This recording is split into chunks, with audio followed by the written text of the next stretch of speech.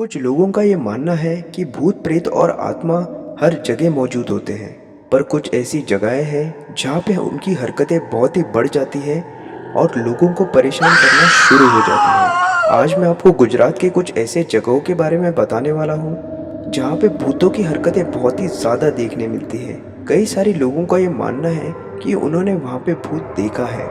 Video शुरू करने से पहले अगर मेरे चैनल को आपने सब्सक्राइब नहीं किया हो तो प्लीज़ सब्सक्राइब कीजिए।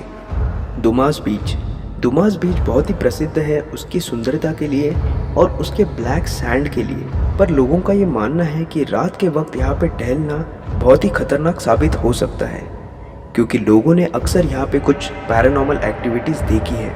उनका ये मानना है कि वहाँ पे टहलने वाले कुत्ते हमेशा भौंकते रहते हैं और जब वो कुत्ते भौंकते रहते हैं तो सामने कोई भी नहीं होता है। तो लोगों का ये मानना है कि वहाँ पे इतने सारे भूत प्रेत आत्माओं का वास है जो इंसानों से पहले जानवरों को पता चलता है। और इसी कारण अगर कोई आदमी कुत्ते को लेके यहाँ पे रात के वक्त टहलने आता है तो उनका कुत्ता हमेशा ही भौंकते रहता है।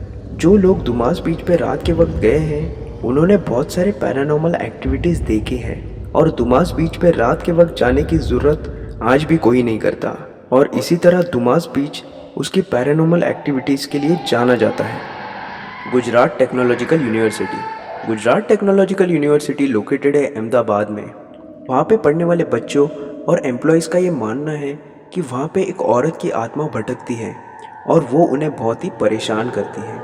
बच्चों ने और एम्प्लॉयज़ ने अक्सर ये देखा है कि अगर कोई लिफ्ट से अकेला सफ़र करता है तो उससे वो औरत वहाँ पे दिखाई देती है और उन्हें वो बहुत ही डरा के छोड़ देती है। बच्चों का ये मानना है कि अगर वो क्लासरूम में अकेले बैठे हुए रहते हैं तो दरवाजे अपने आप बंद और खुल जाते हैं और इसके पीछे का कारण वो बुरी शक्ति है और वो बुरी आत्मा है।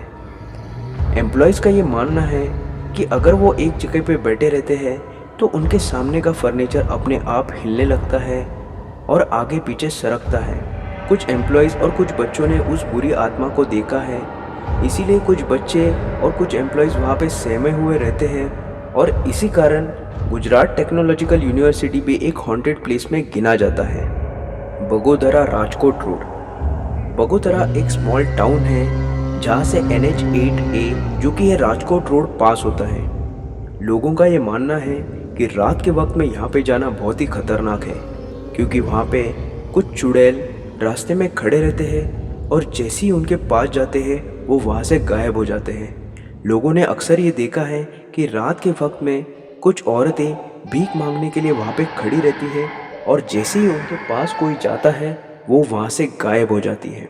कुछ लोगों का ये भी कहना है कि रात के वक्त में अगर वहाँ से कोई गाड़ी चलाते हुए जाता है तो वो अपना रास्ता भटक ही जाता है और रास्ता भटकने के बाद जो उसे अनुभव मिलता है वो बहुत ही भयानक होता है। बहुत सारे लोग जो अक्सर इस रोड से जाते हैं उनका कहना है कि रात के वक्त वो वहाँ से जाने के लिए हमेशा घबराते हैं और जितना हो सके रात के वक्त पे वो वहाँ पे जाने के लिए हमेशा ही मना करते हैं। दूसरी बात जो लोगों से सुनी गई है कि राजकोट रोड पे बहुत सारे एक्सीडेंट होते हैं, उसका कारण भी है वो भूतिया चुड़ैल जो रास्ते में ही खड़ी रहती है और जैसी गाड़ी उसके पास जाती है वो वहाँ से गायब हो जाती है और उसी कारण गाड़ी का एक्सीडेंट हो जाता है। और इसी तरह बगोदरा का ये राजकोट रोड बहुत ही हॉन्टेड कहलाता है। Signature farms Ahmedabad. Signature farm Ahmedabad के बहुत ही करीबी इलाके में है।